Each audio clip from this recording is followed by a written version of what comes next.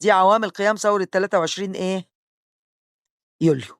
نقولهم تاني: استمرار الاحتلال البريطاني بدليل حادث 4 فبراير سنة 1942 وتدخل إنجلترا في شؤون مصر وإجبار الملك على تعيين النحاس باشا إيه ورئيس الوزراء. نمرة 2 قلت هزيمة الجيش المصري في حرب 48 لأن الجيش لم يكن مدرب ومش لم يكن مسلح بأحدث الأسلحة.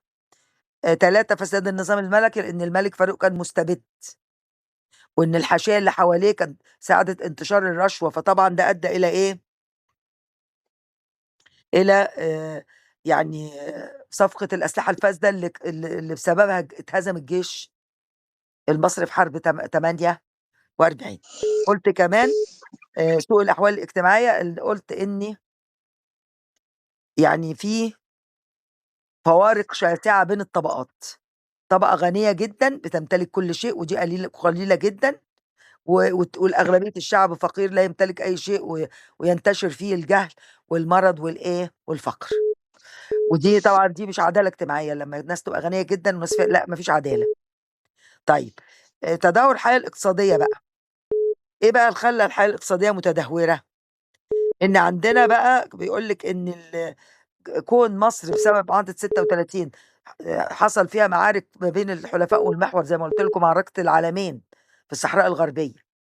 كمان إن إنجلترا استنزفت موارد مصر في الحرب، كانت بتشتري من عندنا الحبوب والمواد الغذائية رخيصة جدًا عشان تأكّل الجيش بتاعها في الوقت اللي كانت حرمانة من إن إحنا نزرع القطن اللي كان بيجيب لنا دخل كبير، وده أدّى إلى طبعًا الإرهاق الاقتصادي المصري معاناة الشعب المصري. ده تدهور الحياة الاقتصادية. نيجي بقى نشوف أهداف الثورة بقى، يبقى كده عرفنا كل سبب وفهمناه. ها يا جماعة، عرفنا كل تمام. سبب وفهمناه، يتحفظوا، تمام. ال6 يتحفظوا. تعالوا بقى نشوف أهداف الثورة بقى، من الأسباب هتيجي الأهداف. يعني إيه؟ إحنا قُلنا استمرار الاحتلال، يبقى شيء طبيعي يبقى الهدف القضاء على الاستعمار، صح؟ إحنا قُلنا إن ما فيش عدالة اجتماعية، يبقى لازم الأهداف إقامة عدالة اجتماعية. يبقى من الأسباب والعوامل هتيجي الأهداف. عندكم 3 قضاء و3 إقامة. ال3 القضاء إيه بقى؟ القضاء على الاستعمار وأعوانه، القضاء على الإقطاع، القضاء على الاحتكار وسيطرة رأس المال على الحكم. دول 3 قضاء أهو. هيقيموا إيه بقى؟ هيقوموا جيش وطني قوي، 2 عدالة اجتماعية، حياة ديمقراطية سليمة. يبقى دول أهداف ثورة 23 يوليو. قولي 3 منهم، قولي ال3 القضاء يا حنين. مس قولي ال3 القضاء. مريم، أيوه يا مريم. مس نعم. أنا هطلع عشان هسه أبطل لنا. طب أنا هابعوضها لِك يا مريم ما تقلقيش. يالّا يا حنين قولي 3. أول حنين 3 إيه؟ اللي هم القضاء، الأهداف ال3 القضاء إيه؟ حنين، أهداف الثورة قدّامِك أهي يا حنين. القضاء على إيه؟ على ما فيش حاجة يا الاستعمار، مس. الاستعمار وأعوانه، أيوه. القضاء على الإقطاع، القضاء على الاحتكار وسيطرة رأس المال على الحكم. يتحفظوا يا حنين، لإن هم حاضر. مهمين جدًا. 3 إقامة، إقامة جيش وطني قوي، إقامة عدالة اجتماعية، إقامة حياة ديمقراطية سليمة. يبقى دي أهداف إيه؟ الثورة. هنشوف بقى إحنا أحداث الثورة إيه بقى.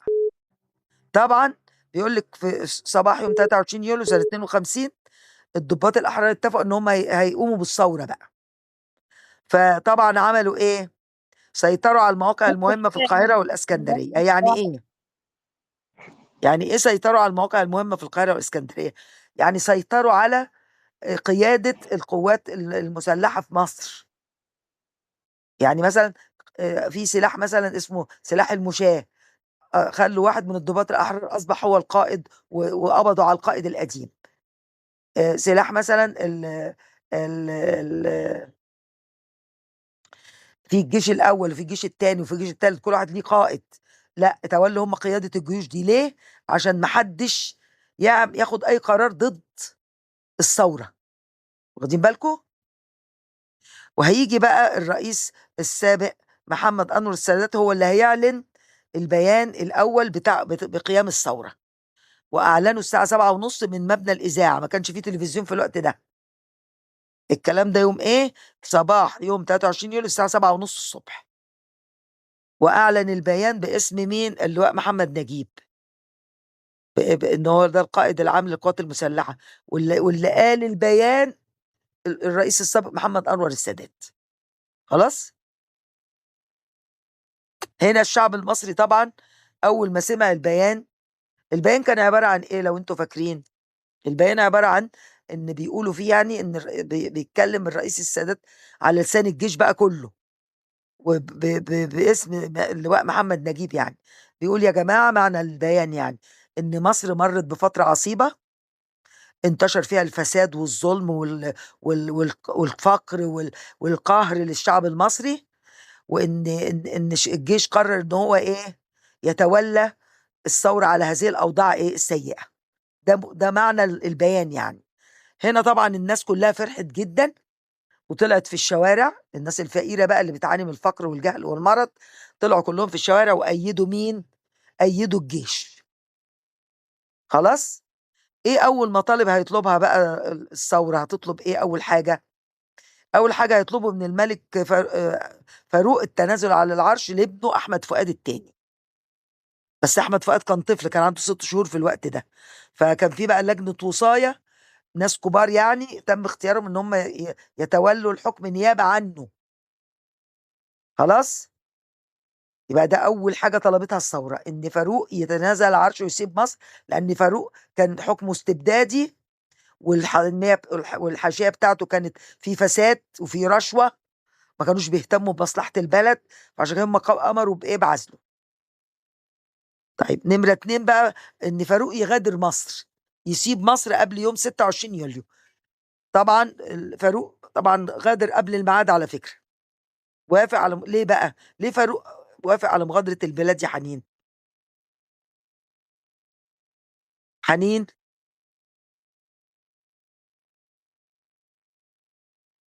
حنين، حنين أنتِ معايا؟ أيوه أنا سامعاك. قولي لي ليه الملك وافق وغادر مصر قبل الميعاد؟ ليه الملك فاروق ما حاولش يقاوم؟ ليه ما قاومش؟ ليه قال لأ أنا مش ماشي من مصر ليه؟ تفتكري ليه؟ ما ها؟ أعرفش. اللي قام بالثورة مين يا حنين؟ هو محمد أنور؟ لأ مش قُلنا الجيش؟ ما هو أيوه. محمد أنور أو اللواء محمد نجيب، ما هم كل دول من الجيش، يبقى اللي قام بالثورة الجيش، صح؟ أيوه. الحاكم بقى ما لوش أي قيمة من غير الجيش، لكن الجيش لو واقف مع الحاكم هنا يقاوم، لأن الجيش بتاعه بيحميه وهيعمل اللي هو عايزه.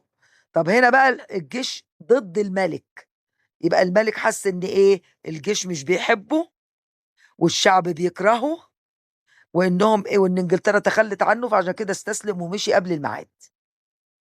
يبقى نقول تاني النقطة دي، ليه الملك فاروق غادر قبل الميعاد المحدد؟ ليه؟ لأنه شعر بإيه يا حنين؟ حنين، مش عارفة أنتِ ما بترديش ليه على طول يا حنين؟ حنين، أنتِ النت عندِك ضعيف وخرجتيها، يبقى هنا قُلت شعره بإيه؟ أدرك إن الجيش والشعب يكرهان حكمه بالإضافة إلى تخلّي الإنجليز عنه. هنستكمل إن شاء الله باقي الدرس في حلقة أخرى إن شاء الله.